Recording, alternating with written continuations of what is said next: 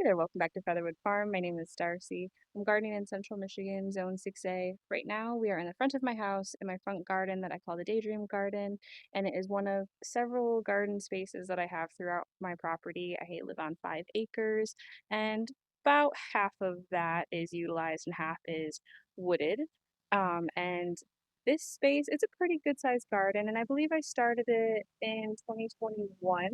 Um, and so it's pretty young still, but it is one of my favorite garden spaces. And a lot of that has to do with the Haas Halo hydrangea hedge that you can see behind me. Absolutely beautiful. Probably my favorite hydrangea. And the pollinators absolutely love it as well. I doubt you can hear the buzzing over all the traffic noise, but it's there. And today in this space, I haven't been up here to work in it in probably a month. So she needs some looking after, and that's what I'm going to do today. I'm going to kind of show you around the space as it is right now, do a little before, and then see what all I can accomplish in an hour and show you the after of that. And it's probably not going to be that dramatic, but it may be. So let's get started. Okay, so I have all of my tools at the ready, or hopefully everything that I'll need. I've got my wide tooth rake, a push-pull hoe, my weed whacker, a bucket of water in case I need that, wheelbarrow, and my leaf blower.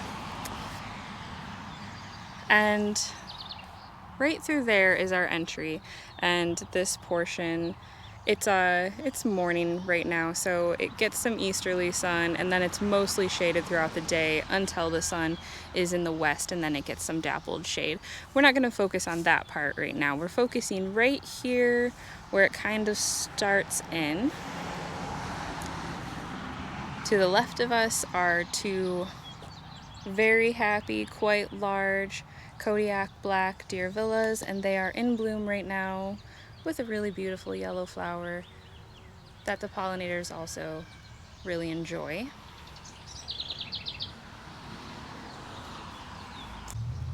To the right is kind of a mixed planting of some shrubs.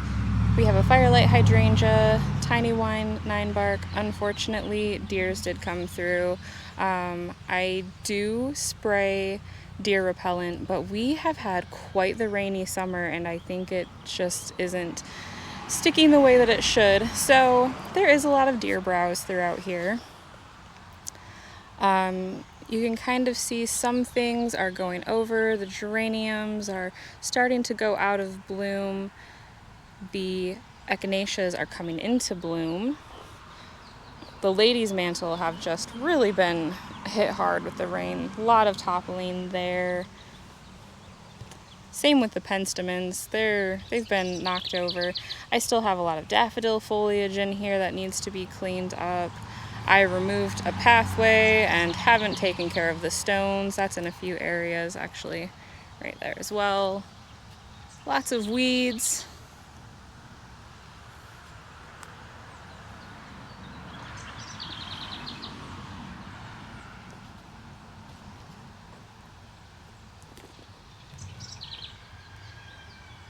So my plan is to do some weeding, clean up the path, cut back some perennials, maybe edit some things out. I don't really intend on moving anything right now. It is July 2nd, not quite the greatest time. It's mostly just cleaning things up and seeing what difference a bit of maintenance will do.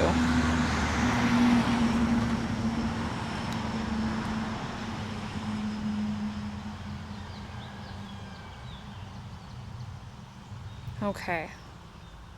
So that was kind of a quick look around at the state of everything. I think actually maybe we can kind of tuck back here.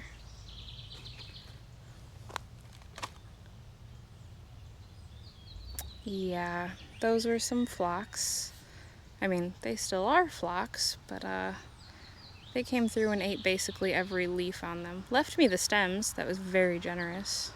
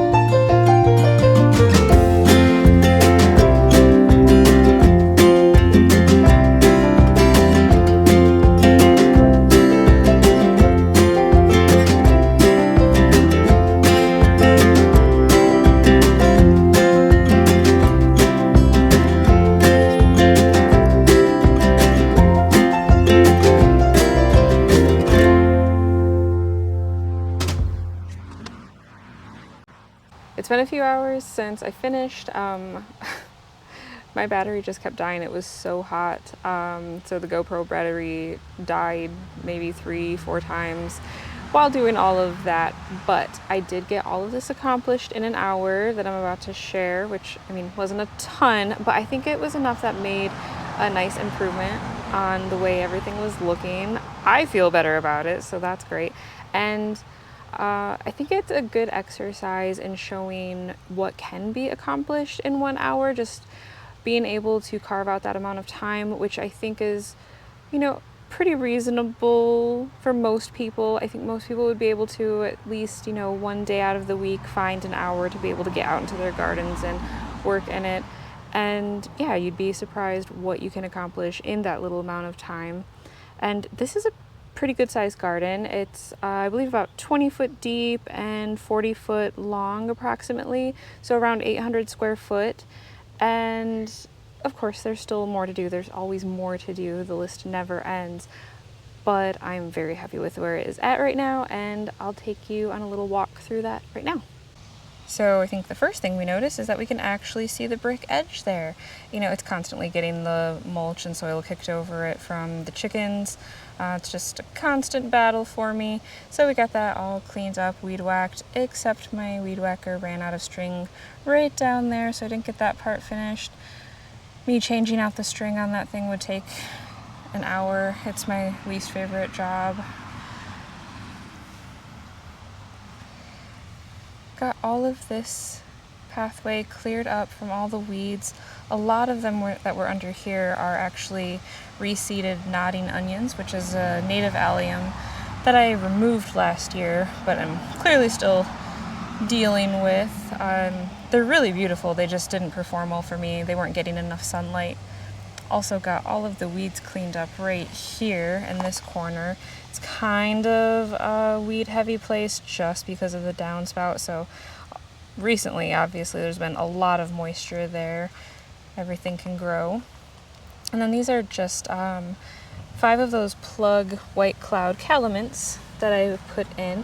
I'm sort of testing the boundaries with my light up here, seeing if they will be able to get enough sun to survive.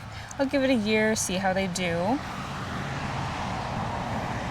This side obviously did not need a whole lot of work just because maybe a month or 2 ago I had already reworked it all and kind of planted some new things in there. So it didn't need much attention.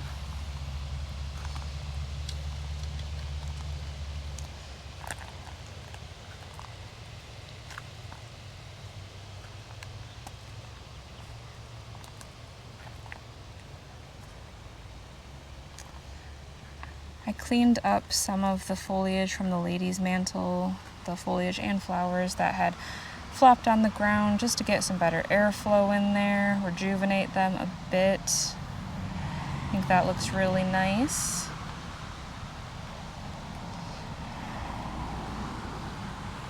These Monardas are in bloom. This color isn't quite what I thought it was going to be. It reads a little more purple, but I don't mind it. It complements the penstemons well, I think. So they'll stay. And this is the Eclipse hydrangea, which I just put in last year, blooming, and got nibbled a bit. Not too bad though. Beautiful, beautiful dark foliage on that. This is the area where I did have a pathway, and I have removed the flagstones and obviously have some gaps now that I will need to address in due time. This is a mix of rudbeckias and some sanguisorba and a couple of echinaceas, all of which were nibbled by the deer.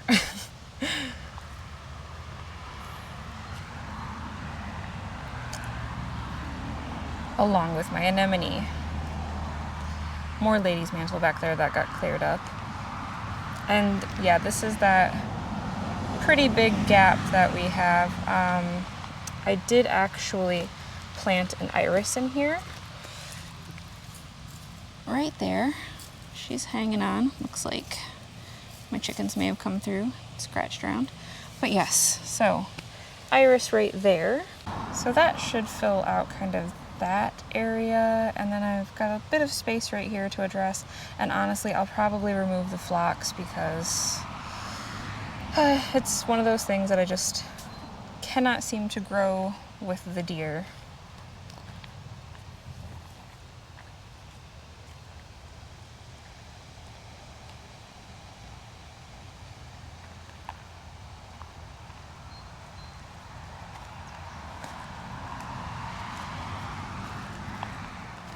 I think the biggest improvement, the biggest impact is just seeing the pathway cleaned up, kind of free of weeds. Makes a really big difference. I will remove these flagstones as well. I'm just sort of giving up on the idea of having flagstone pathways or any sort of stone or brick pathways in my garden. They just always end up looking like they're mulch pathways anyway.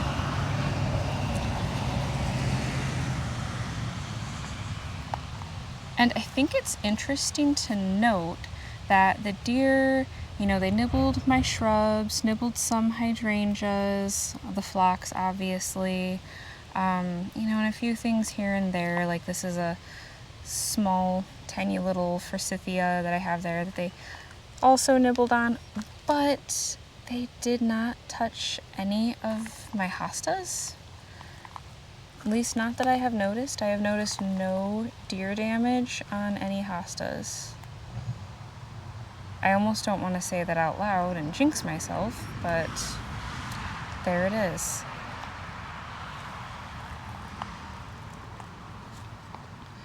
Another bobo that they've reshaped for me. This is actually kind of one of my favorite vignettes right now, with the lady's mantle, this variegated hosta there. I have a sedge, some astilbe, and then all of it backed by the Haas halos.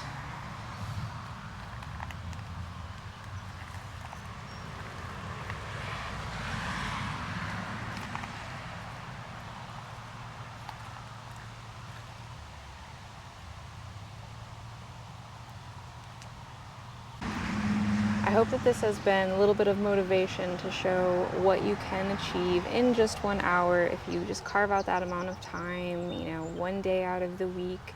Dedicate that towards your garden bed and it'll make you happy. Your garden will be grateful and it's going to look better for it. So it's all win-win. Thank you for joining me today and we'll see you in the next video.